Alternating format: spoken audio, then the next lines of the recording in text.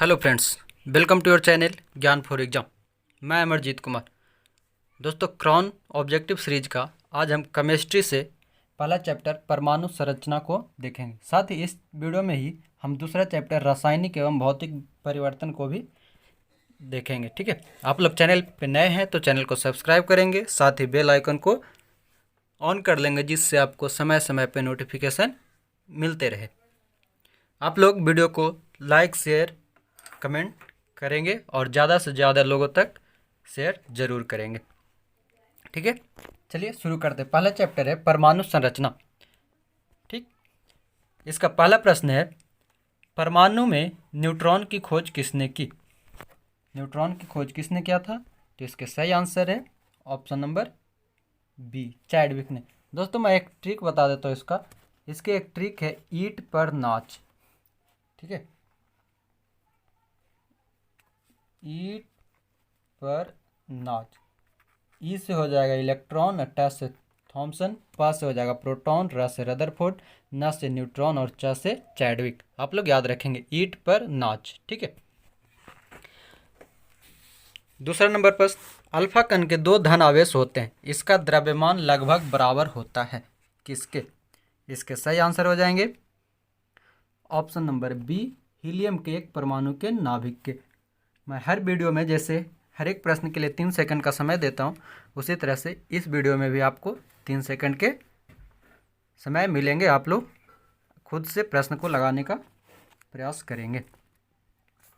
तीसरा नंबर प्रश्न, परमाणु जिनमें प्रोटॉन की संख्या समान परंतु न्यूट्रॉन की संख्या भिन्न भिन्न रहती है क्या कहलाते हैं? इसके सही आंसर है ऑप्शन नंबर डी, समस्थानिक आइसोटोप्स। चौथा नंबर प्रश्न, परमाणु नाभिक के अवयव हैं। परमाणु नाभिक के कौन कौन से अवयव हैं? सही आंसर है ऑप्शन नंबर सी, प्रोटॉन और न्यूट्रॉन, जबकि इलेक्ट्रॉन है जो मुक्त अवस्था में बाहर चक्कर लगाता है। पांचवा प्रश्न, जिस तत्व के परमाणु में 2 प्रोटॉन 2 न्यूट्रॉन और 2 इलेक्ट्रॉन हो उस तत्व की द्रव्यमान संख्या कितनी होगी? इसके सही आंसर है ऑप्शन नंबर बी, 4। ठीक है, 2 प्रोटॉन और 2 न्यूट्रॉन, यानी कि जो द्रव्यमान संख्या होता है ए बराबर वो P प्लस N होता है, यानी 2 प्रोटॉन और 2 न्यूट्रॉन इक्वल टू दोनों मिलाकर के हो गए 4। छठा नंबर प्रश्न, निम्नलिखित में से कौन एक अणु परमाणु कण नहीं है? इसके सही आंसर हो जाएंगे option number C, deuteron. Deuteron जो है वो परमाणु कण नहीं है। सातवां प्रश्न, हीलियम के नाभिक में होता है। इसके सही आंसर है ऑप्शन नंबर सी, 2 प्रोटॉन और 2 न्यूट्रॉन। आठवां प्रश्न, आणविक संरचना के बारे में निम्नलिखित में से कौन सा कथन सही है? कौन से कथन सही है? तो इसके सही आंसर हो जाएंगे ऑप्शन नंबर सी, प्रोटॉन तथा न्यूट्रॉन न्यूक्लियस में होते हैं और इलेक्ट्रॉन जो है न्यूक्लियस के इर्द गिर्द चक्कर लगाते हैं। बिल्कुल सही है। नौवां प्रश्न, समस्थानिक होते हैं किसी तत्व एक ही तत्व के परमाणु जिनका? सही आंसर है ऑप्शन नंबर बी, परमाणु भार भिन्न भिन्न और परमाणु क्रमांक समान होते हैं, ये समस्थानिक कहलाते हैं।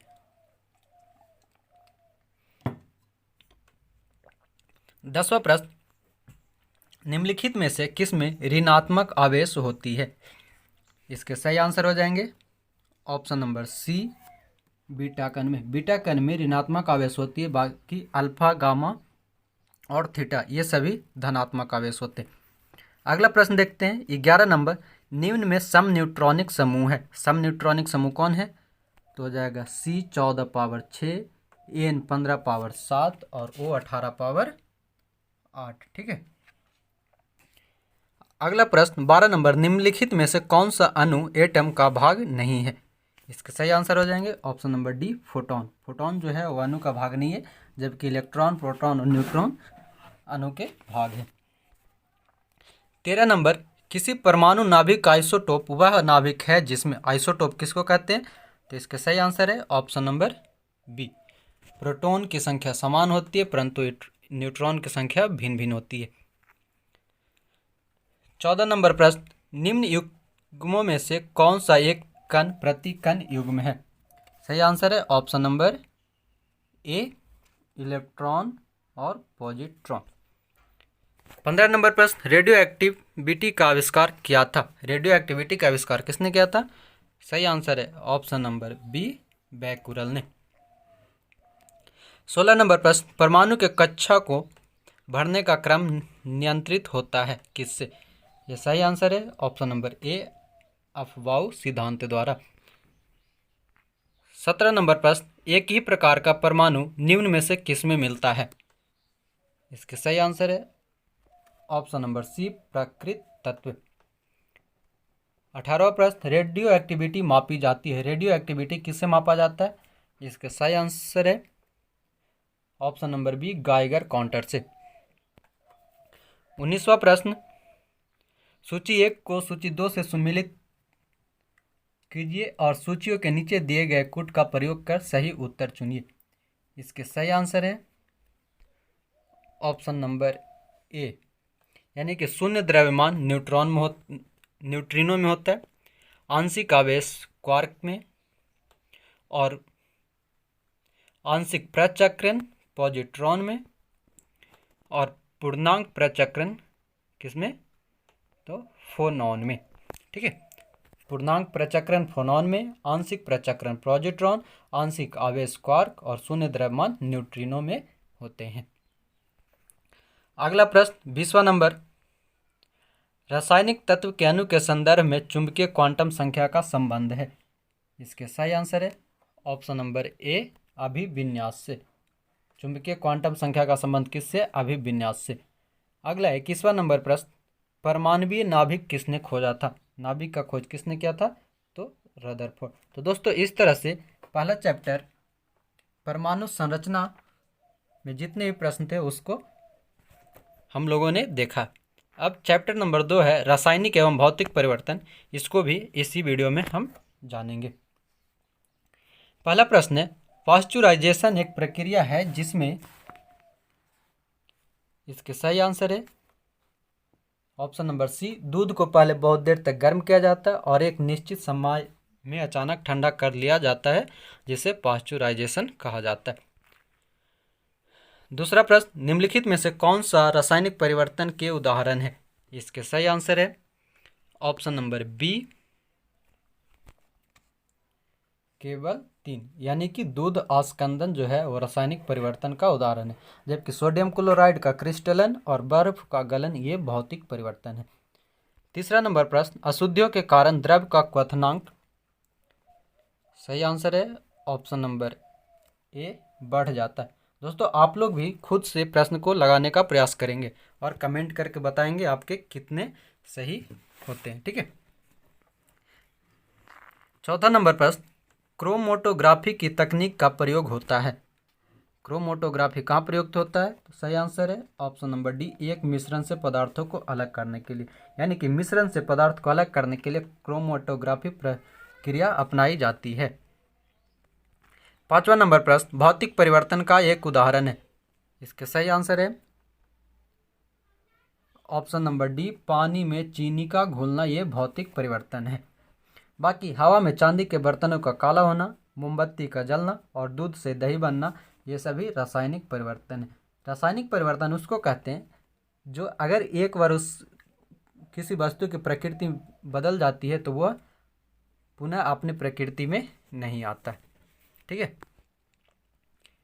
छठा नंबर प्रश्न, सूची 1 उपचयनांक को सूची 2 तत्व के साथ सम्मिलित कीजिए और सूचियों के नीचे दिए गए कूट का प्रयोग कर सही उत्तर चुनिए।